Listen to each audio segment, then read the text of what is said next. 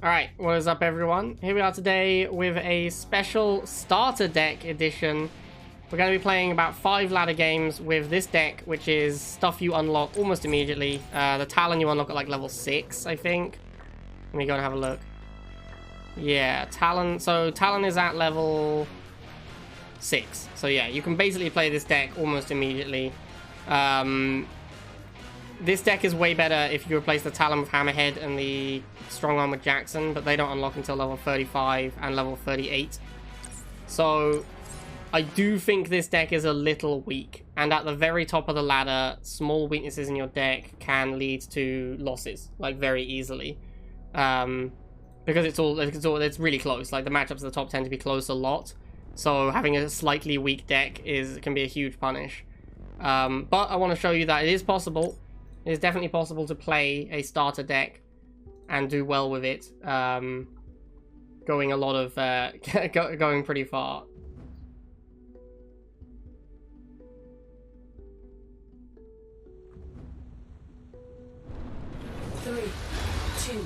Okay, so obviously we are a Rifle Scout deck. No surprises there. This deck basically plays like Bio GDI, except we don't have... Oh, hello. We don't have Jackson, which is actually quite important for the deck. Like, Predator Tank is a lot worse without Jackson. Shocks are a lot worse without Jackson. So we don't have Jackson. And we don't have the Hammerhead, which is also kind of important to the deck. Because the deck really wants to, like... The deck really wants to have that dominant anti-air unit. Like, using just Talon, Missile, Pitbull is fine. Having a single thing that can shut down air is good when you have like Predators that shut down vehicles and Shocks to shut down infantry. You really play more of a combined arms deck where you don't want to be spamming lots of cheap units. You want to be making like one of each thing that kills enemy and then winning the game with those things. So the Hammerhead is quite a bit better than the Talon, I'd say. But it's not like that big a deal. I think... Oh, okay, he just surrenders. Well, there you go. Great. He sees my Predator and he's done. You are but yeah, having Jackson is a big deal. The strong arm versus Jackson makes quite a big difference. The rest of it's not that big a deal. 3, 2. All right. Well, that first game was a little underwhelming. Let's try again. Up against Swiss. Harvester ready. Riflemen awaiting orders. Gonna hold the middle. He kind of looks like he wants to stall. Unit ready. He's gonna win that matchup very slightly. That's not ideal. Oh, he moved. Okay, that's actually okay for me because now I get to be here. Unit lost. So what you can do with these like rifle into shock decks is to break a rifle mirror, you can go shocks. I don't want to do it as my third unit. Oh, excuse me. I don't want to do it as my third unit because then he can tech switch and I get a little bit punished. I want to build up some amount of bank before I do it. I basically want to be able to go shock and then Pitbull if I need to. That's kind of where I'm looking to be. So I go shock now, I'm going to have 80 by the time he sees the shock trooper. So now if he goes something like Venom or Catship, I can go Pitbull. Which is what I want to wait for before I go shock trooper. I don't want to make a shock trooper, have him go Venom and not be able to respond. Yeah, see like here comes a Chuggy. I can now respond with the Predator. This is a great example of when you need Jackson. Killing Chuggy is one of the hardest things to do without the Jackson. So yeah, this is definitely... He just let me kill that Chuggy, which was insane. He should have just run away. But yeah, Chuggy is... this is another good time when I'd want a Jackson, is to boost into a Giga Cannon. It's really the Predator. The Predator is what makes you really, really want to play... that Giga was level 11 and died to like one Predator shot, lol. But yeah, this is where you really want the Jackson, is for the Predator. Like, if the deck was not a Predator deck, you'd probably be able to get away with a completely different commander. But the Predator just... It's so slow, it kind of requires Jackson to function. The nice thing about shocks is they can, like, when people are body blocking you with infantry like this, shocks just get through them so quickly that you can actually make you can like make a hole with the shock troopers. You can do the same thing with snipers though, because snipers are too ranged, so you like avoid getting chunked by the Giga.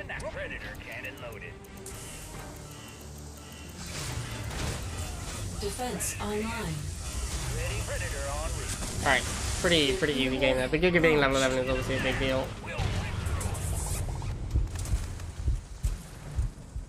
Mission accomplished.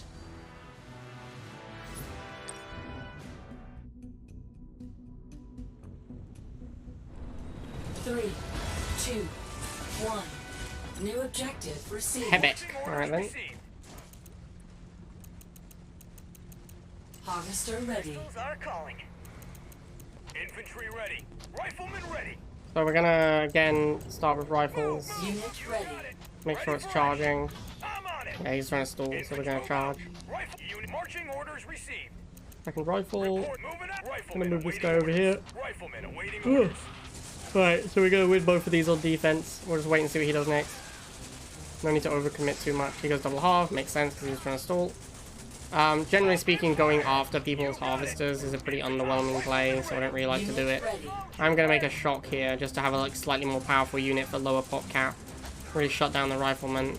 Unit lost. Then we'll see what he does. Often people go air, but he might just concede the missile. Yeah, he goes air. Unit ready. So I will go for a hit pull. Missile launched. Need to keep the shock troopers away from the cat ship because it's just so efficient against them. Riflemen awaiting orders. Generally against cat ship you have to like abandon shock troopers kind of and just go into rifleman because it takes a cat ship way longer to kill a rifleman and it's way less efficient when it kills a rifleman. Like if it trades for a rifleman they're down a lot. If it trades for a shock they're up. Well, they're not up but they're like even. Report marching. So you kind of have to abandon shock troopers once cat ship exists. Looks like he's just going to make a tech unit next, so I'm going to make this Predator and hope that it's not Basilisk. Predator's pretty good against a lot of tech units, but obviously not Basilisk. Kind of looks like Avatar, given how long it's taking. There's a Phantom, that's going to slow down his tech massively. That's just game over that he went Phantom there. He had to make a big tech unit and win the game with it immediately on that moment. Missile launched. Still think it was probably Avatar, given how long it took. Enemy base destroyed. It's me is asking for cat ship what makes you decide between Pitbull and Talon, and it's the amount of money I have spare. Like if I have a lot of spare money I can afford to spend 80 on a Talon to fight the thing, but if I don't then I only want to spend 40 on the Pitbull. There's also other factors like what else have I seen from his deck. Like obviously from him I'd seen nothing, but if I'd seen other, depending on what other units I'd seen, it would also influence it, and it was in fact Avatar as I guessed. How many games have I done? Is that 3? 3, 2, 1. New objective. Blackbird. available. On it. Riflemen ready to move out. Harvester ready. Move, move, move. Infantry ready. Unit ready. Move out. Unit Marching ready. orders received. Riflemen, you got it. Riflemen I want to move into this rifle. Obviously it's on defense. Once this one wins I can move this one into tank. I'm going to send this one in. Unit ready. We're on wheels now. A little weird to go wheels. I think wheels is a better opening than militant. So if you have both, you should open the wheels. Maybe it was a misclick. Let's gun them down. Hoo-ah. Marching order. Infantry ready. Okay, we'll go shock now because we have quite a lot of spare cash. We can definitely like tech switch if something happens. Infantry Hoo-ah. I'm on it. Report. Do not want to fight this wheel with infantry. Unit lost. I don't want this shock trooper to get in trouble either. Whoa, whoa, whoa, whoa, what the what? Did he seriously just make an obelisk first missile? That's actually a huge beating. Like, for sure I'm gonna lose this missile to this obelisk. Unit Yeah, there's lost. very, very little way I can get out of this, I think. Unit lost. Unit I mean, yeah, the obelisk on this map just covers both pads, so I probably should have just let I should just let it go instead of walking units into it over and over. Because I lost a lot of money doing that. Unit ready.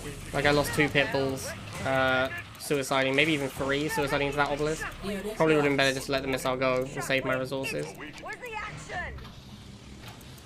Obelisk is just going to be a huge issue on this map.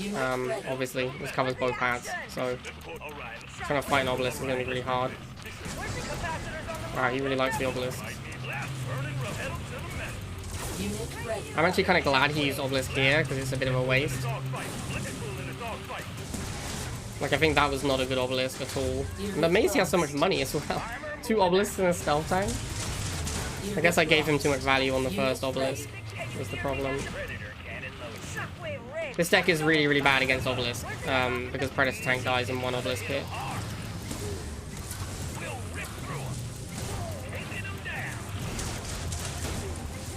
Unit ready. But if I maintain control of the map, like if I can push... Oh, another stealth tank. Is he double half or something? He seems to have so much money. Unit lost. If I can maintain control of this area, then I can stop him from putting the obelisk down. Like if I put a unit in the tile, then he can't obelisk there. So that's kind of going to be my plan here. Ready. Keep that tile occupied so he can't obelisk on it. Lost. Nuclear weapon launched. That way he'll have to use bad obelisks. Yeah, this is a lot of really expensive units. Building online. I have a lot of float now though, so maybe it's not too crazy. But I do feel like he's had a surprisingly large amount of money. There's another obelisk, but it's not in an ideal position, so I can just ignore it. Which is kind of what I've been trying to do. Unit ready. Now I can like let my talons take care of the obelisk, and then I'm in good shape.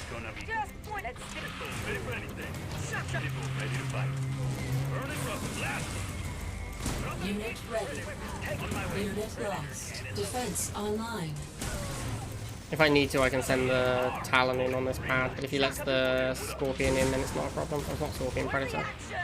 Unit Gonna get some more shocks for these incoming mutants, and I think I win here. He can't get me off the pads. Yeah, okay, cool. I don't think he just double half. I'm just gonna go check. No, he wasn't. He just seems like I get a lot of money, a lot of obelisks. But yeah, we took You it are down. victorious.